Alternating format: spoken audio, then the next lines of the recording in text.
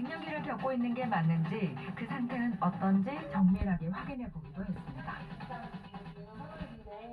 오늘부터 12번까지 업다에서부터 심화되고 작성해 주시면 되시고, 가장 먼저 갱년기 여성에게 나타날 수 있는 11가지 증상을 점수화해 갱년기의 진행도를 알아보는 쿠퍼만 지수 테스트를 시행했는데요.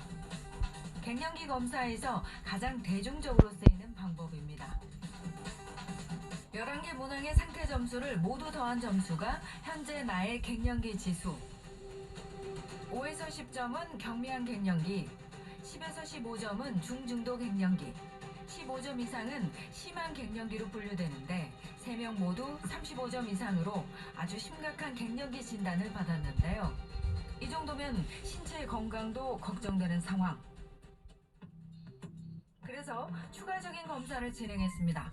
콜레스테롤 수치를 알아보기 위한 피검사, 뼈 건강을 알아보는 골밀도 검사, 동맥경화를 알아보는 혈류 검사, 자궁 건강을 알아보는 자궁 내막 초음파까지 다양한 방법으로 사례자들의 건강을 검진했는데요.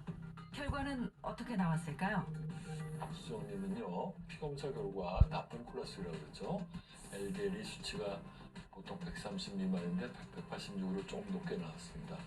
혈당도 정상치가 110 미만인데 약간 정상보다 높게 나왔습니다. 그래서 이런 것들이 중요한 우리가 동맥경화증 위험 인자이기 때문에 살펴봤고요.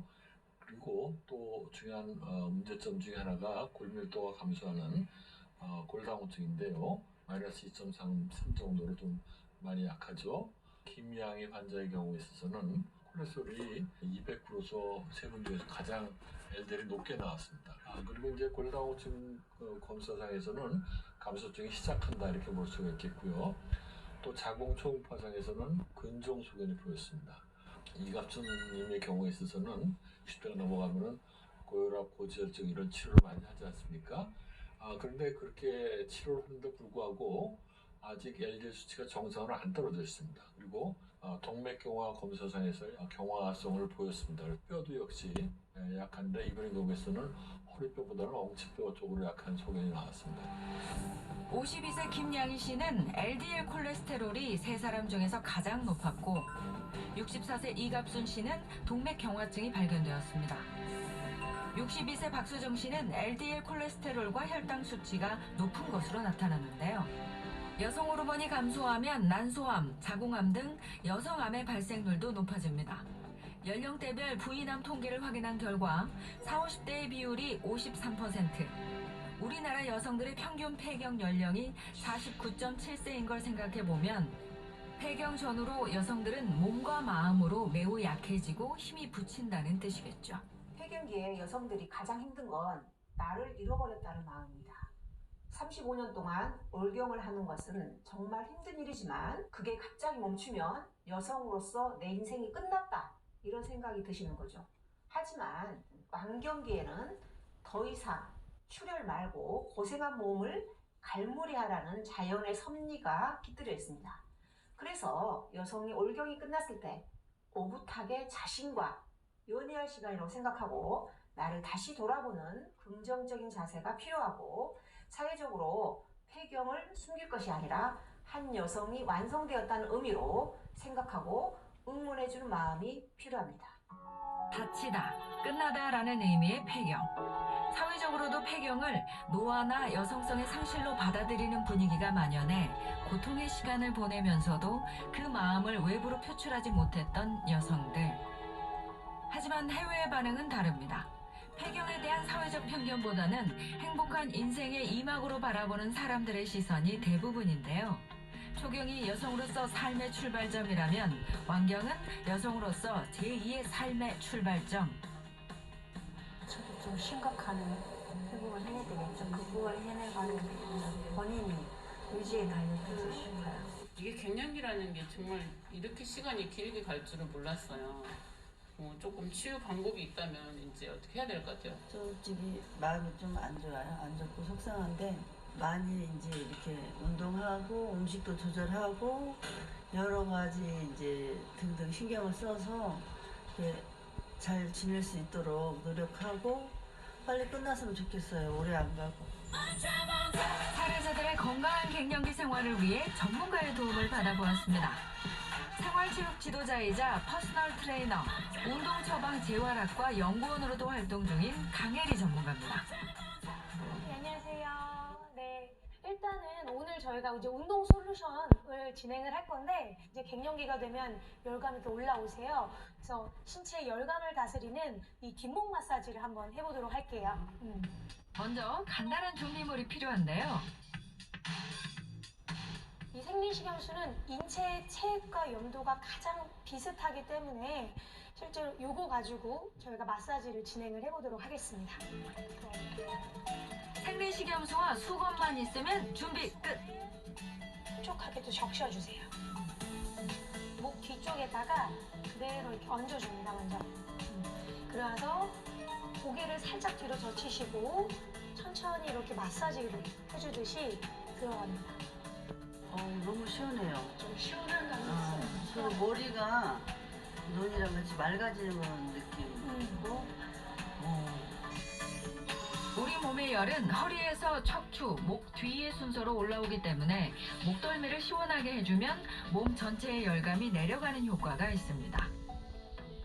네, 갱년기가 되면 실제로 골다공증이 생기기 마련이에요. 그래서 뼈를 생성하는 세포를 자극시켜서 골밀도를 높이는 게 필요해요. 그래서 우리가 기구 없이 이런 맨몸으로 자신의 체중에 실리는 부하를 활용하는 체중 부하 운동을 배워보도록 할게요. 갱년기에 많이 나타나는 골다공증. 골다공증 진료 환자 10만 명에 대한 조사에서 여성의 비율이 남성보다 15배나 높았습니다. 네, 첫 번째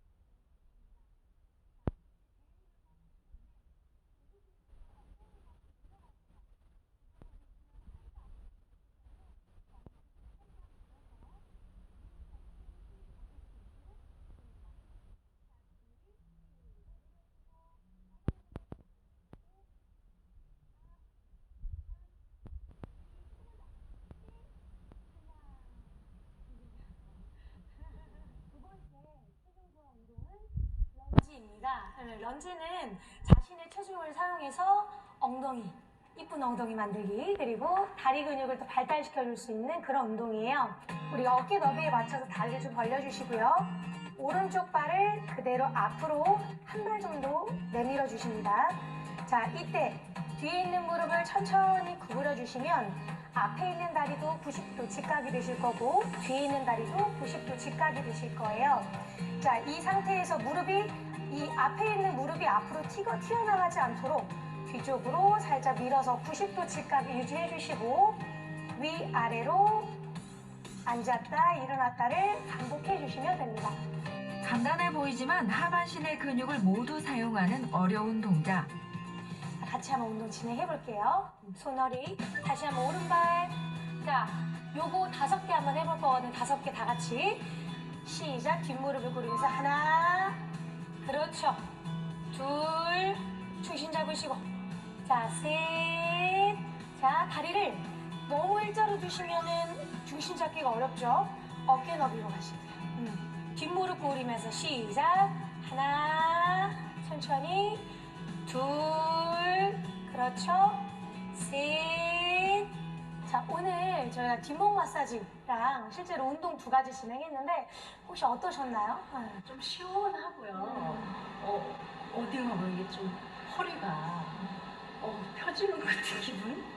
집에 내려가면 이렇게 좀 진지하게 해봐야 될 것 같아요. 갱년기에 필수적으로 나타나는 우울감과 피로감. 이런 심리적 장애를 극복하기 위해서는 당사자뿐 아니라 가족들의 도움이 꼭 필요한데요. 어서오세요.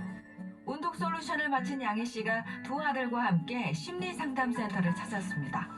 오늘 그녀는 마음에 맺힌 응어리를 속 시원하게 풀어내고 갱년기 우울증을 치료할 수 있을까요?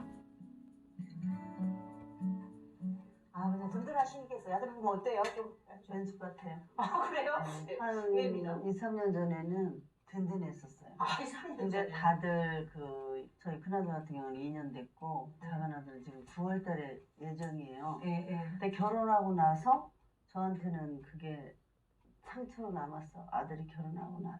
아, 저 어머니께서는 이제 그 폐경도 오셨어요, 실례지만? 작년 9월. 이제 돌경 안 하시나요? 네, 작년 9월. 그래서 그 갱년기 하면 이제 폐경기랑 같이 보통 오잖아요. 그래서 이제 그런 이제 자연적인 신체의 변화도 있고, 그러니까 몸 상태가 이제 불안정하다는 거죠. 본인들이 사춘기 때 엄마 아빠가 돌봐가지고 이렇게 된 것처럼 엄마도 이제 그런 자연적인 그 갱년기라는 어떤 제 인생의 사춘기하고 더불어서 몸과 마음이 아프다는 거예요. 환자다, 쉽게 말해서 환자. 두 아들의 얼굴에도 만감이 교차하는데요. 서로를 이해하는 마음, 그리고 힘든 부분을 채워주려는 노력. 그것들만 있다면 갱년기도 그 어떤 시련도 이겨낼 수 있을 겁니다.